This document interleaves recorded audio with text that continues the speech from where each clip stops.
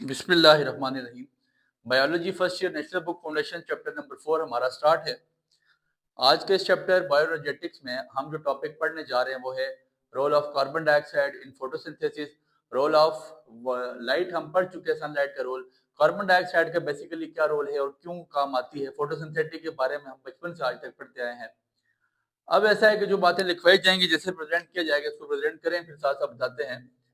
कहते हैं it is a photosynthetic reactant, photosynthetic reactant used to make glucose। Sir main काम है sir, जो मैं कार्बन डाइऑक्साइड का समझता हूँ ना, वो ग्लूकोज की प्रोडक्शन है। और किसी जानदार के लिए भी और पौधे के लिए भी बहुत ज्यादा इंपॉर्टेंट है। अब होता क्या है बच्चे, जरा रिएक्शन देख लीजिएगा। कार्बन डाइऑक्साइड प्लस आपके पास वाटर मिले, आपने इसको बैलेंस किया हुआ है, दोनों के पीछे 6 डाल दें तो क्या बन जाएगा। इन दी प्रेजेंस ऑफ कैटलिस्ट, हमारा यहाँ पे क्या लग रहा है, सनलाइट।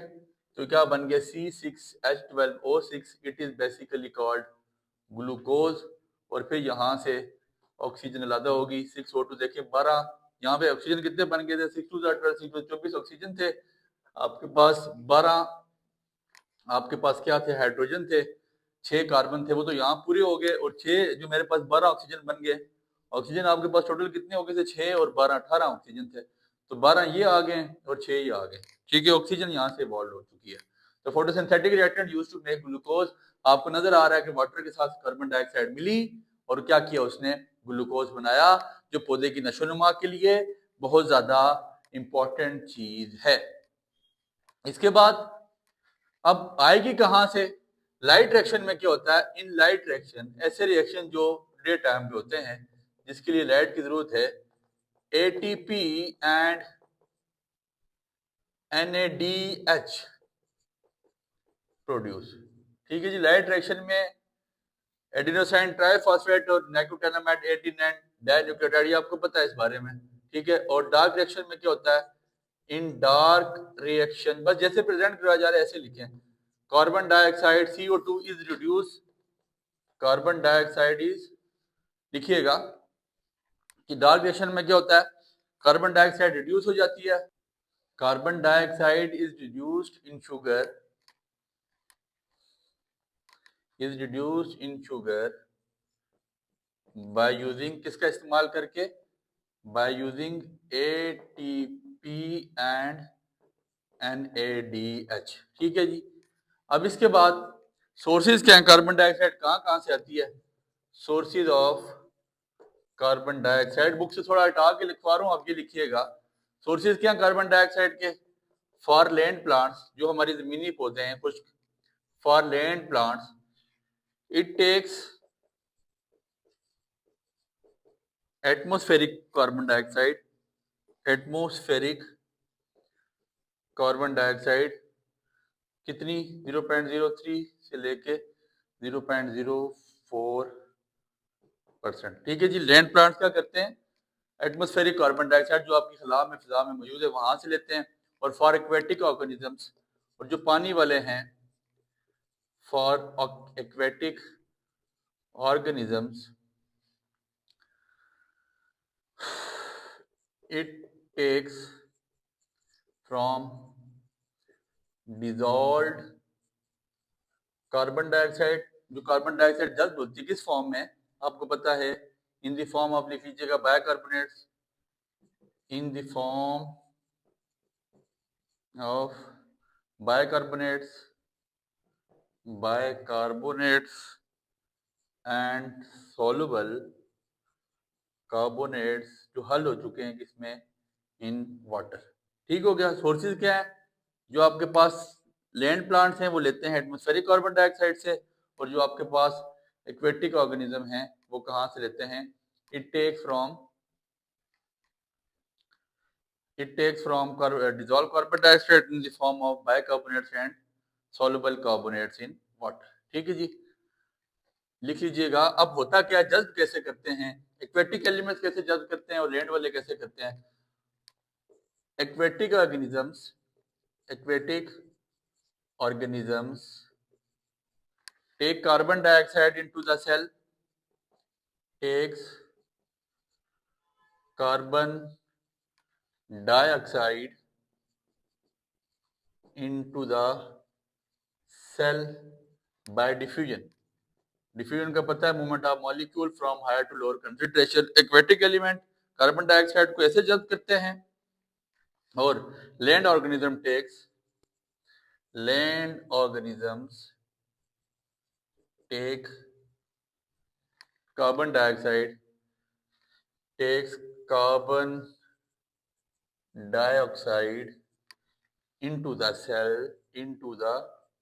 cell by stomata। ये कैसे लेते हैं? स्टोमेटा की मदद से। बच्चे जैसे स्केच बनाया जा रहा है आप ऐसे बनाएं, बुक से बहुत इजी करके बनाएं। सोर्सेज क्या है कार्बन डाइऑक्साइड के? लैंड प्लांट के लिए एटमॉस्फेरिक कार्बन डाइऑक्साइड वो इस्तेमाल करते हैं और एक्वेटिक कौन से इस्तेमाल करते हैं? डिसॉल्व कार्बन डाइऑक्साइड, जो बाइकार्बोनेट की फॉर्म में या सॉल्युबल कार्बोनेट की फॉर्म में मौजूद है पानी में। Aquatic organism take carbon dioxide in the cell by diffusion, कैसे अंदर लेके जाते हैं? डिफ्यूजन की मदद से। और लैंड ऑर्गेनिज्म कैसे लेते हैं? आपके पास थ्रो स्टोमेटा। और स्टोमेटा के बारे में आपको पता है स्टोमेटा क्या होता है? जिसको नहीं पता वो मुझे कमेंट करे, और जिसको पता है मुझे बताए कमेंट में कि स्टोमेटा किसको कहा जाता है, गार्ड सेल किसको कहते हैं। ये चीजें हम क्लास 9th में पढ़ के आ चुके हैं। अब इसके बाद मजीद 2 बातें लिखते हैं और लेक्चर को इख्तिताम करते हैं। बार बार मैं देखता हूँ, कोशिश ये करता हूँ देख के कि टाइम ज़्यादा ना हो जाए। लंबा लेक्चर होता है तो बच्चे उसको अवॉइड करते हैं। चीज़ वही लिखवाई जा रही है जो आपके काम की, इसलिए कोशिश करें कि इन चीज़ों को जैसे मैं प्रेजेंट कर रहा हूँ ऐसे ही प्रेजेंट करने की कोशिश करें।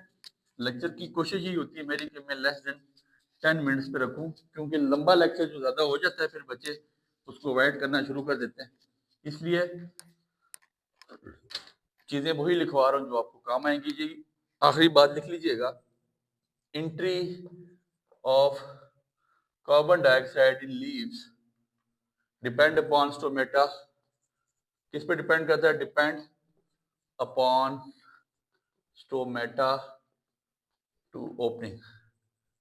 ठीक है जी, जब स्टोमेटा ओपन होता है तो तब ही कार्बन डाइऑक्साइड लीव्स में इंटर होता है। बल्कि लिख लीजिएगा, entry of carbon dioxide in leaves depend upon stomata to opening. Guard cell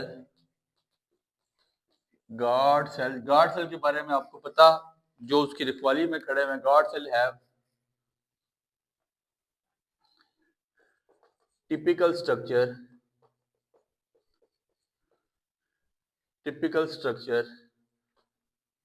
and it can change, और ये चेंज भी किया जा सकता है।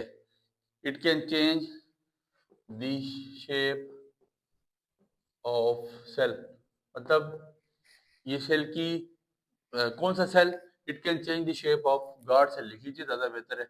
It can change the shape of guard cell.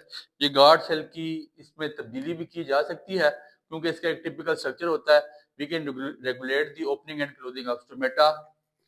We can regulate the opening and closing of stomata. हम अब देखें ना, स्टोमेटा ओपन होगा तो डिफ्यूजन होगी, पानी तब भी अंदर जज्ब होगा। Opening and closing of stomata. It normally opens, ये आमतौर पे कब ओपन होता है? It normally opens day time because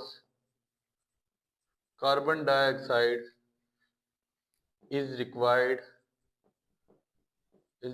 for photosynthesis. अब देखें, दिन का टाइम होगा तब भी इसकी ओपनिंग होगी और कार्बन डाइऑक्साइड हमें चाहिए होता है। इट पार्शली क्लोज्ड, लेकिन शाम के वक्त ये थोड़ा सा इसकी जो ओपनिंग है गार्ड सेल की स्टोमेटा की, it partially close at night because photosynthesis stop. रात के वक्त ये रुक जाता है क्योंकि रात के वक्त फोटोसिंथेसिस का अमल भी रुक जाता है।